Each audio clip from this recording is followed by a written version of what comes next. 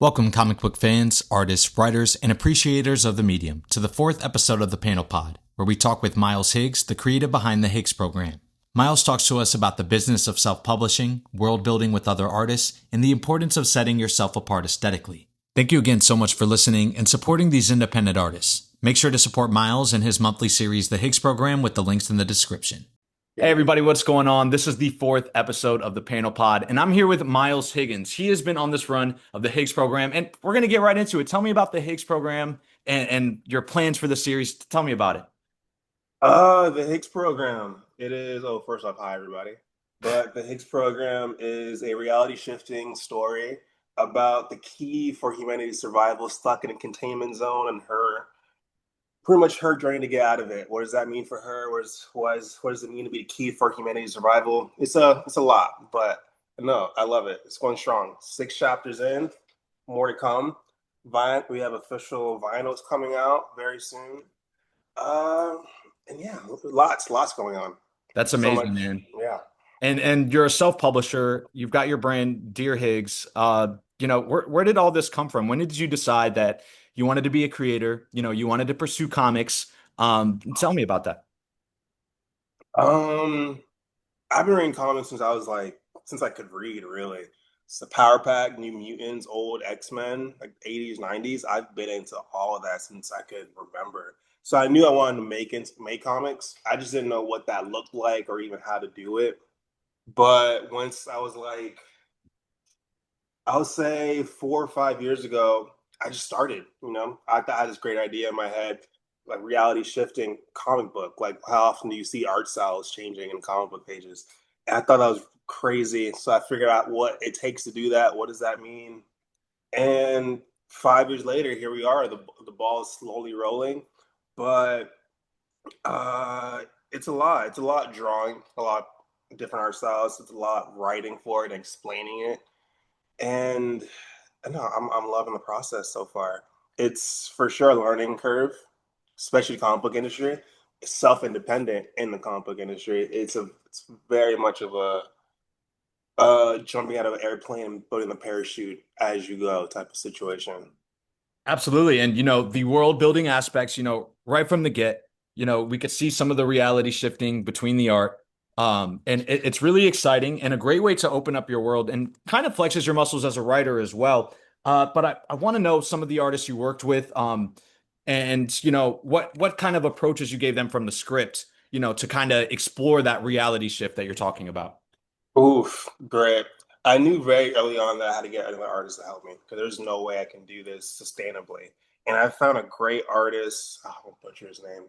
I call him Rakai, but that's not his official name, so I'm just gonna keep saying Rakai. And I found him online, Instagram, funny enough, and then I slowly transitioned him into Fiverr, so you have this payment process, deadlines. Is it easier? It just makes things easier. Met up Rakai on socials, great guy. He helps me to this day. He does the toning a lot because I toning is so hard, so hard. So I like to do sketches. I do the ink edit outlines. He does tonings for me usually, and we have a really good fluent system. I've also worked with another guy named Aldo. Very cool guy. He's from Indonesia, I want to say, and met him socials again. Contacted him, asked him if, hey, can you help me with this project I have going on? And it's been a beautiful friendship. And he's done a lot of work on. He does a couple chapters for chapters 1, 4 through 6 so far. He's done a lot of work with me with those, and yeah, it's great. It's great having a team. Great having a team that has the same vision, who knows what the end goal is, and all excited to see this book win. I can tell just from the passion and just the work that they do, the time that they take to help me. I can't give them their kudos enough. Absolutely. And, you said you're 6 issues in, you're at the head of the scripts. How many issues are planned for the Higgs program? Or is there going to be another volume coming out? Tell us about that. I want to do 13 chapters. I want it to be very limited. I want to continue making comic books, but as of terms of this story, I want to do 13 chapters. and then make maybe the Higgs program part two, something Higgs program connected. I don't know what that's going to look like in the future, but I'll do always tend this to be a limited time series. I love beginning and ends. I hate when things are dragged out. I feel like it loses its character the longer it's out there. And yeah, I want to do 3 volumes. So how many? I think that's 13 chapters. I planned 13, 14, but the end goal is always to have 3 volumes of it to have a good body of work to showcase and prove to somebody that this is something to take serious. Yeah, and with your character Catherine, I'm kind of freestyling here. With Catherine, it kind of reminds me, is X-Men of any inspiration to you? It feels like this, I might be jumping ahead, but this liberating topic, I mean, from the beginning of the book, is just seen in her character. You're a writer. Tell me about writing Catherine. Yeah, I have an X-Men tattoo. I love the X-Men. Like I live and breathe the X-Men. Even me and my dad, every time we come together, 'cause we have matching X-Men tattoos. That's like all we ever talk about. So that's always been in the background of my head growing up. And especially when you have like a whole bunch of characters with like born powers, X-Men is always up there for like references. And and yeah, I love the fighting the good fight and being viewed at as a certain way that you'd never intended to. I think that's an interesting thing to write about in terms of whether the X Men, that's like whether that's freedom for like the X mutant kind, or whether that's Catherine, my character, just wanting to live her own life, even though she is the key for humanity's survival, which has a huge responsibility. And it's interesting because I always try not to put too much in references because I always hate to be compared with something else because like who likes doing that? Who likes being compared to especially with a great work like X-Men? Like I can never top a Magneto or Charles Xavier or even Cyclops. So I try to have my own realm in my own way, but I do have that in the background always.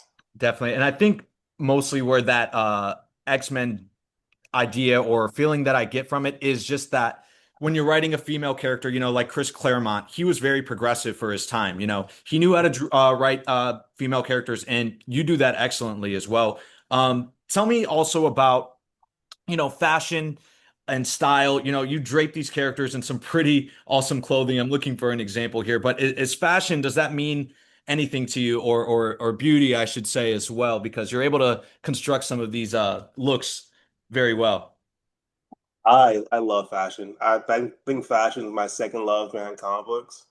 I have regret that my fashion always changes throughout the times, and since I wrote this book 3 years ago, my fashion then is not the same fashion I have now. So I try to mitigate that feeling by having like little doodles in the background of like cool fashion outfits that I think the characters would normally wear if I was making the story right now. But yeah, at least when I was designing the first book, I was hooked into like the early 2000 movies. I don't know. I'm not sure why, but I always loved the early 2000s aesthetic and the 80s comic book aesthetic when it came to fashion. The baggy clothes, the over sketch lines. It was cool. I thought it was interesting. It still is, but it's tough to remember that now as I'm not really in that headspace fashion wise. No, that's really cool. And another thing too, you mentioned with the toning, that kind of reminds me of something that's manga influenced. Do you read any manga? Are you influenced by any manga? Where do I even begin with that? I love mangas. I read. I'm there every Sunday morning waiting for the like chapters of Kagurabachi or JJK. I've been watching animes, but at the same time, I've been reading comic books. So those two always been hand in hand in my head. And I knew originally I thought the Higgs program was going to be a manga, but I realized early on that my style is not suited for manga at all. It was really heavily influenced by the early early 80s and 90s comic books. But I do play with that toning very well when it comes to the character designs, especially with some reality shiftings. I try to make very good notes to add tons of shading to contrast the reality shifts because it's a black and white book mostly, and it's tough to always depict a reality change or art style change. So I try to add extra toning, add some half tones, just different brushes. It's tough, but yeah, anime and mangas do play a big role when it comes to that. And you got really creative with some of the abilities that these characters have within this reality shifting universe. Where did you come up with some of these? And even the design approaches are just really unique and intriguing. That's all manga. I hate to say it, but manga is really crushing it when it comes to panel layouts and page structures. And I really do pay a lot of attention to that, and I really am inspired by it. A lot of that is from, if I can just name a few top of my head, Naruto, Bleach, Kagurabachi, and JJK. Those are the top inspirations for me right now when it comes to panel design and layout. And in terms of the powers, I've always, again, when you're growing up reading comics and anime, you always imagine yourself having powers. I feel like I still do. I feel like if I can try to teleport once a day, just to make sure that I don't miss that X my mutant gene activation. But yeah, these are just some ideas I had growing up that I've always thought of and that I don't really see very often. Like how often do you see a heat detection spider sense, The closer danger is, your body heats up in that area. It's Mhm. different. It's cool. I've never seen it. And yeah, I always try to have a different approach when it comes to certain things because obviously this genre has been around for a while. Everything's been done, but how do you make it different, and how do you make it not be compared to something else in such an obvious way? Mm. And you could definitely say that. And panel layouts is something you're very, very good at. I love this splash Mhm. here. Ah, It I love that very one. well done. And that's I told someone the other day, comic book paneling 101, storytelling 101. That's definitely a great example of that. Mhm. I also wanted to say there's these moments where you kind of switch your style up a lot. And this is really cool. I would like to see a whole issue or like side story just with this style. Where did this come from? um, that is animes do that a lot when they have like they call it chibis of the characters, like little mini cute versions of the characters.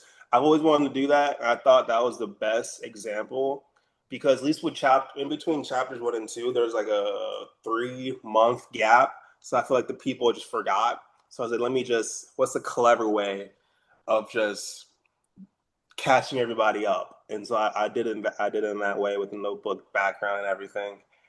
And I'm gonna do more of that for sure, for sure. 'Cause I think that's super cool, super easy to do. I don't know why I didn't start doing that from the get go. No, that's really awesome. I do want to talk about some of the variant covers, but before we get there, I want to talk about your packaging choices. This aesthetic, with Dear Higgs, the way you're able to market your books is just so interesting. Tell me about that. Marketing is 101 when it comes. Marketing is the world. You can sell anything if you can market it very well. And I knew I wanted this book to be taken seriously and not be compared to any other indie space out there. So I take very good and long thoughts when it comes to how I want the brand to be visualized. I see what everyone else is doing, and I try to be different with the boxes, with the little animations that I do when the chapter releases come out. It's it is something that I'm very passionate about. I love marketing. I love making. Okay, I like making things, and marketing kind of falls in line with that. The more creative you are with the marketing, the more people like it, and the more creative expression I can give off. Because marketing can be very boring. You can just pay for meta ads and just let that roll, or you can figure out creative ways to really showcase that you love the work that you're putting all your time and energy into.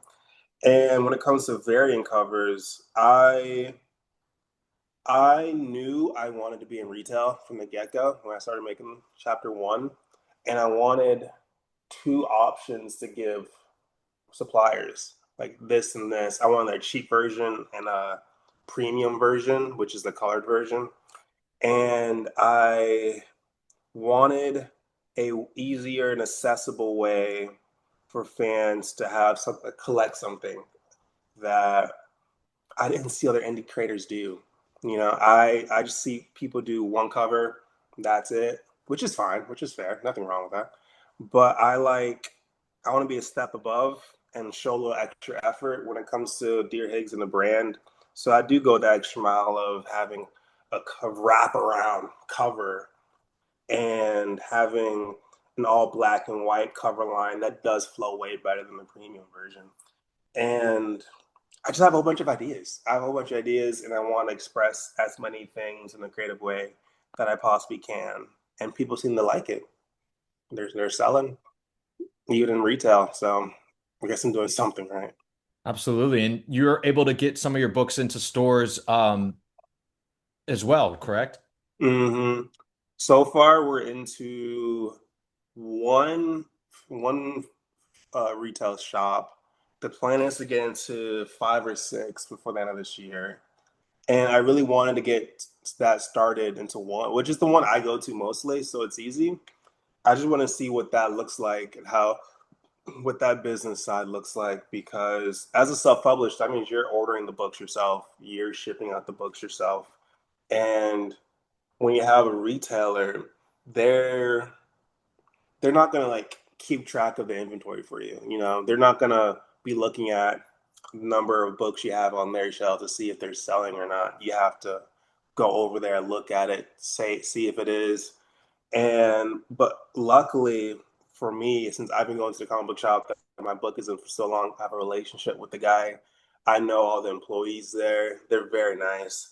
And they've allowed me to put the book there in a good spot, mind you. And it works. It's selling. It's going well. Even the owner was like, "Yo, we need more. We need more issues. These are flying off the shelves." I think I restocked these issues like three times since I put them in stores in November, and that means a lot. That's six chapters. That's 12 covers that people are buying month after month. Like I legit finish. It's tough. Like I finish a chapter, and in 2 weeks it's on the shelves. It's a crazy feeling. And because I did one, I know what that looks like. I know how to scale, and I know how to process that way better when it comes to other stores. Because so far it's just in Florida where I'm from. I do want to expand that into other states. But no, this was a good learning experience. Yeah, definitely. And a lot of artists can't say that their books are in stores, so I just want to congratulate you on, selling out multiple prints of your run. That's Thank really you. incredible. Yeah. Branding is really important to you. Your whole business model from the packaging to the covers. I want to know more about Dear Higgs because I know that you mentioned something about toys. And you could tell me about the toys and then first tell me about the animated trailers. This the anime trailers. I always wanted Deer Higgs to be taken seriously, to be not just viewed as like indie, like a small indie brand. And I wanted something to I always, at least early on, I always joked that Deer Higgs was like a luxury comic book brand. At least that's how I wanted to market it, whatever that means to you. But but with the animations, everyone loves animations. It brings the characters to life. It's if people know that, oh wow, I'm getting this book is animated. Like these are someone's taking the time to do this. Like a very this is a very expensive and time consuming project to do, and to see you doing that for multiple chapters, that means either you're selling very well or you taking this very seriously, which luckily both are the case, but it just makes you stand out in a positive light Yeah, when you very cool. And that definitely works as well. And I guess I'll just add a question in here. If when, let's say, the Higgs program gets made into something animated, who would voice Catherine in your mind? oof, when it gets animated, I'm putting that to the I atmosphere. I changed my word. I changed it. Yeah. I think I'll have to say Janet Varney from The Legends of Korra. She played Korra. I love the voice. Love the show. Mixed feelings about the show, but I love the voice. Love the voice That's acting. awesome. That's cool. So yeah, animated, when it gets animated, we're really excited to see that. We'll have to petition her to get you to get to do the voice for Catherine. Now the toys. I saw that you had a prototype for a toy. Is that correct? Yes, I have one, two, three. I have five prototypes for toys, and I do want to start selling toys. I've been itching to do that for so long. 'Cause I love the character designs that I've done. I think that translates very well into action figures or into statues. It's honestly it's a money thing. It's a commitment to sell figures because you have to put all the money in and hope they sell. And it's a very expensive project. So I do want to get into figures. Hopefully by the end of this year, I'll at least release one figure to sell. But as of right now, I want to build the audience, build the trust, and then have people who want the figures. So I'll keep teasing the figures every now and then. They're in my Love the office. figure. I'll take one. Yeah. They're here. They're in my office. They look great. I'm trying to I'm trying to feel super confident that people are going to get these or want these so I can do it because it's a that's a very expensive, very expensive thing to sell. Cool, man. I want to jump back into the Higgs program. All right, your process working on a page. I've seen you inking, but when it comes to colors, there's some traditional touches. Tell me about your process on a page. Um, for the page, at first I wanted to do colored and non-colored versions of the Higgs program, which I learned was very time consuming. That was impossible for a monthly release. So now I just do black and white with just colored wraparound covers as the premium covers. And so how I do it is I have a sketch that takes about 30 minutes to do per page, give or take. And then I ink it because I already have the script. I already know how it's going to look in my head. So when I do it, it takes like an hour or two to have just an outline inked and a sketch done. But since I have Rakai and I have Aldo sometimes, they do help out when it comes to pages. Especially for like chapter one, which is like a 50-page chapter. It's a lengthy one. Mhm. I needed a lot of help for that. But as the chapters come out, it's coming like 20, 18 pages. It's becoming a lot more doable to maintain by myself. But the toning, I'm terrible at toning. It's I that's a skill that I don't have the time to master right now. But hopefully, once this version of the Higgs program is done, and I'll focus on the second iteration of the story, then I'll have the time to learn. But as of that, since I do the outlines, I usually hand it off to not Aldo, Rakai to tone up, which takes like a day or two, gives them back. I do the final touches. Then I do the dialogue, which is another headache of itself. Because like manga, because they have a whole other staff when it comes to dialogue and text, like alone, like the word bubbles, how the words are formatted. That's a whole other department. But now I know why it's a whole other department. That's a skill in of itself. And I'm getting there slowly but surely. But but yeah, I would say a good page takes could take about a day and a half to do, give or take. If it's a lot of details, because a lot of these pages have a lot of details to them. And I try to keep certain reality shiftings, styles that I know I have time for.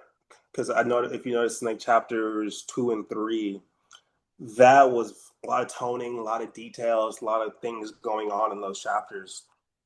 So that's why there's a big delay in those two. I was trying to figure out how to make this process more smoothly.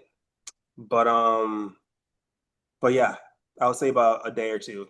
If it's not a lot of details, then I would say about 2 days to make one page. Okay, very cool. Another thing I want to ask you, when it comes to the covers, how many different artists have you worked with? How many different cover prints do you have going on right now? So far, we have 11. I would say 11 covers because I didn't do one for chapter 6. And I've worked with, I'll say three independent artists because there's a whole bunch of like independent artists like on Twitter, Instagram. They do great work, great work, and they don't really have a good way to monetize their talents. So I always love to commission them for a piece, ask them for a favor. Of course, I always pay them. I always want to pay the artist for what they do because that's a talent that I deserve. They should be living off of. It's amazing.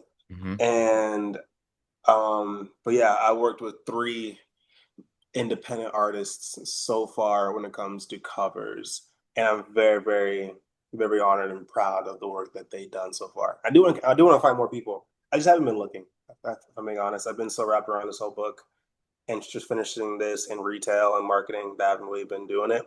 But that is the plan for future endeavors to always outsource to India artists out there. So for the future for comic books, it could be the Higgs program, it could be something later on. Would Mhm. you what's an artist that you would like to see do a reality shift inside of the Higgs program, or an artist you'd like to work with later on? You can answer both. Dude, Ryan Ottley, the guy who drew the Invincibles. I love his style. He's so good. I'm meeting him very soon too. Um, we have I'm gonna butcher his name. A lot of these guys are like French or Japanese, so I'm gonna butcher their names. So I'm just gonna say the work that they done. We have Marco C, who did Ultimate Spider-Man. Marco Great Cacchetto, yeah, guy. incredible. Yeah, he's crushing it. We have the guy who did Deadly Class, which is funny enough, like right next to me. The Deadly Class, this art style, super Oh fire, yeah, super that is good. dope. I'm not sure who does that. And from terms of manga, I would love to have Gege Akutami from JJK do at least one page. If I can do a cover, let alone actually just a sketch. If I can have him do a sketch of one of my characters, I think I can die happy. Or the artist from Kagurabachi. I'm gonna butcher his name, so I'm just gonna say that. But if those four can just touch a Higgs program, anything, I can die tomorrow and be happy. Yeah, so the manga influence is definitely there. You had a Dr. Slump inspired cover. Can you show us that? Yes, Do you have it with you? I do have it. Actually, yeah, I can get it. I don't know why I'm drawing. I don't know why I didn't say Kuritariyama. That's Yeah, the Akira goat. Toriyama. If I he don't know why I didn't say rest in peace, rest in peace. that. Rest in peace, the goat. Yeah. But no, I did a Doctor Slump inspired cover of one of the characters, and it came out so well. I love it so much. This honestly, this one in chapter 5, I get asked about the most out of all of them, and I just love it. These are one of these things where like I try to pull references from a lot of things, but that one was like the most right in your face I've probably ever done. And And you I just nailed love it. it. You seriously nailed it. Thank you so much. Thank you so much. Rakai toned it. It's so you can he crushed it. I just did the outlines for this one, but no, it was a group effort. So I'm only caught up to issue 4 right now. Hmm. Story wise, you're doing an amazing job, and you're introducing new characters, new designs. Everybody looks so distinct. And your style, your artistic growth is really apparent. Do you feel yourself growing? Do you see a shift, a reality shift in your style, so to speak, as One well? thousand percent. 1000%. I started page one of the H program three years ago. So there's always going to be growth in that department. And I do feel like I've made tremendous strides in that regards. Um, I I'm very proud about the page layouts that I've done. I think that's one of the hardest things to master when it comes to making comics. And I feel like from chapter 1 to where we're at in chapter 6, I've just skyrocketed. Not to toot my own horn or anything, No, but I totally agree. And when it comes to motion and it comes to movement, I did want to ask because we talked about the animated trailers. Do you animated those? no, no. I wish that's a whole other thing. I've found a guy off of Twitter to help me with it. and I did color them. I Mm, did do that, but I didn't draw them. I didn't know what that looked like, to be mm. honest with you. Gotcha. Well, But it's interesting you say that because some of your sketches look like storyboards. So that's kind of why I yeah. wanted to ask that because you do have a Oh, natural sense for that visual storytelling. thank you. Absolutely. So recently I've noticed you've been doing this Batman print run, and Batman looks a little different than normal. Can you tell us where this inspiration or this style or this look came from? Oh yes. Yes, I'm very excited that you even brought that up. Um, I want to do like print collections of ins of characters that I love and inspired by mixed with my own characters that I'm making. So I'm always sketching, I'm always like doodling when I'm bored. And I just have I have a buttload of these that I would just love to finish and put out there because I keep getting DMs of like just keep making just make prints, bro. Like I want to support you, just make prints. And I was like, let me do this. I have time now. So I made three, no, four variations of Batman's based off covers that I loved not growing up and to now that I made in a print form. I'm very excited about. They came out super great, super well. I've been testing out print paper quality. I'm a perfectionist. I love and hate that about myself, but I had these Batman illustrations done for like a month, but I'm just waiting for like the perfect paper quality to release these in. And it's like things that people don't really care about, but again, I want to be known as a luxury comic book brand, and things like this matters in the grand scheme of things. And but yeah, the plan is to release chapters monthly, have a Prince collection monthly. We'll see how that goes. That's a lot of work. I'm just a team of three so far, but I do think it's possible.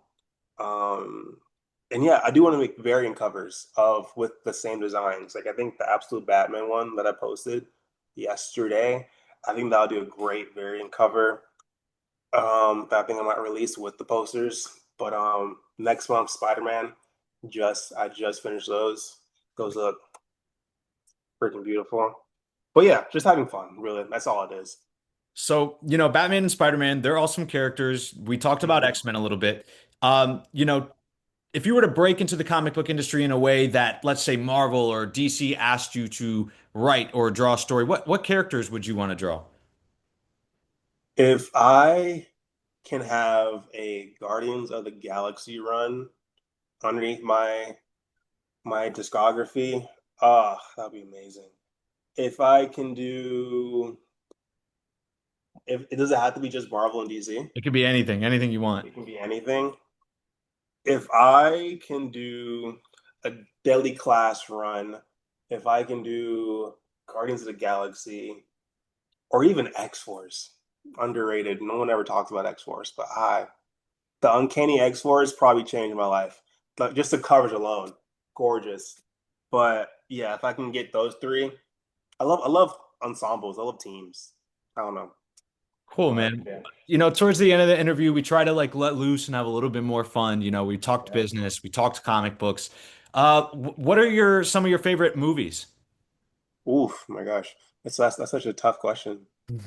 Um, um, I have my favorite movie of all time was Dune 2. That that that changed my life. That opened my eyes in a very recent endeavor. The second one, I would say, Into the Spider-Verse. Well, I also want to put this on record. I had this whole reality shifting idea way before those movies even came out.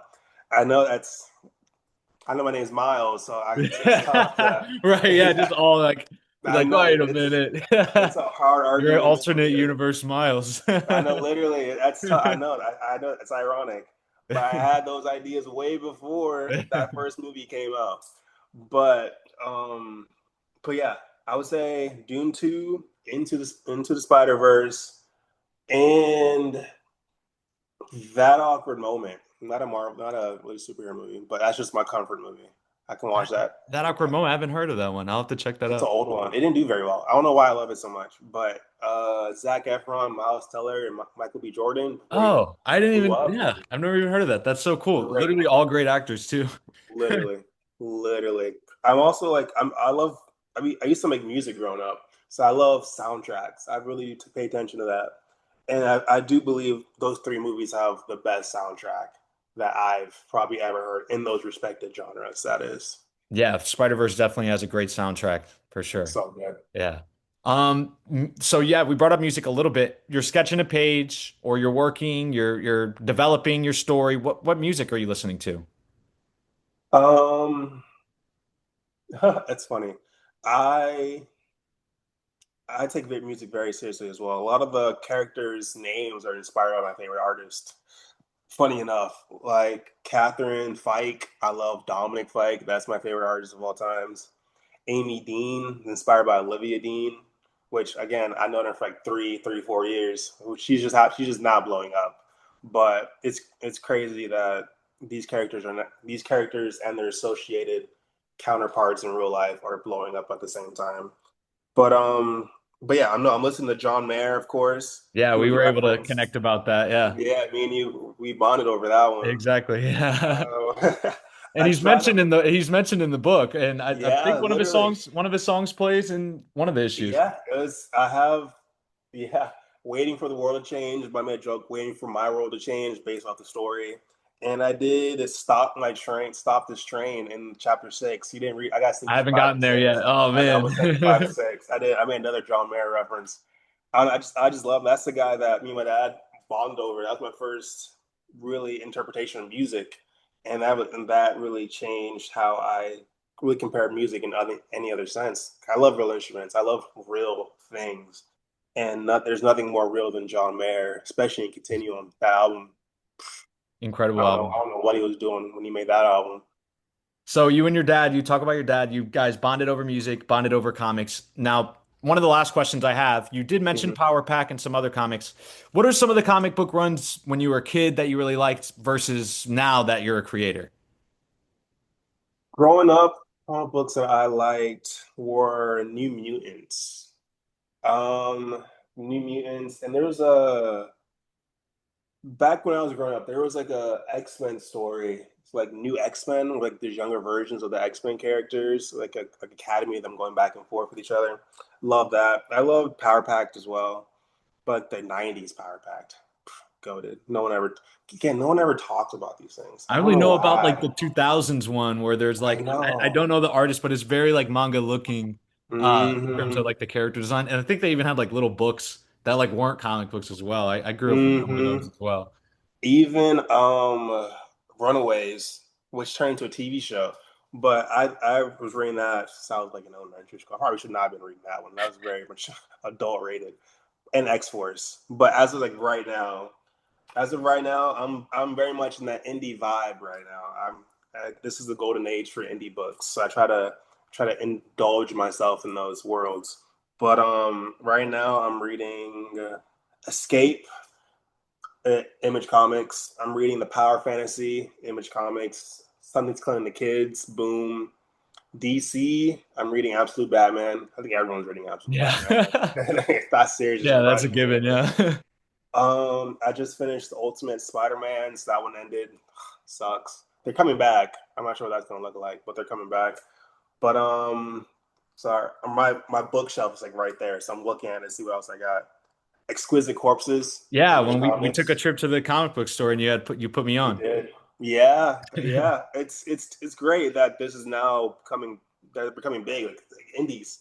They're I think them being animated and like having TV shows also helps with the popularity of these books, and they just translate so well on the screen. But yeah, sorry, that was a whole other side tangent. No, no, But that's perfect. those are the Yeah, ones. it's definitely such like a great time for indie comics for DC. Not so much for Marvel. We won't talk about that, but DC is Yeah. doing really, really well right now. So the Higgs program, I'm really excited to have it in my hands. Where can we find it? How can we find you on socials and on the internet? Tell us about that too. I'm on the shelves at FFF2 if you're in Florida. Great store, great store, and great owners. I'm on Global Comics. The Higgs program is free to read on Global Comics, so if you guys want to check them out there, go for it. You can also get the physicals on my website, dearhiggs.com. We're going to get the posters there too. But the socials, and Dear Higgs on Instagram or Myles Higgs on Instagram and Myles C. Higgins on TikTok. That's where you guys can find me. Cool. Amazing. So, Myles, thank you so much for joining us today. You can get the Higgs Yeah. program on his website, on his Instagram. I'm going to link everything in the description. Thanks so much, Myles, for joining us. Yeah, thanks for having me, man. This is fun.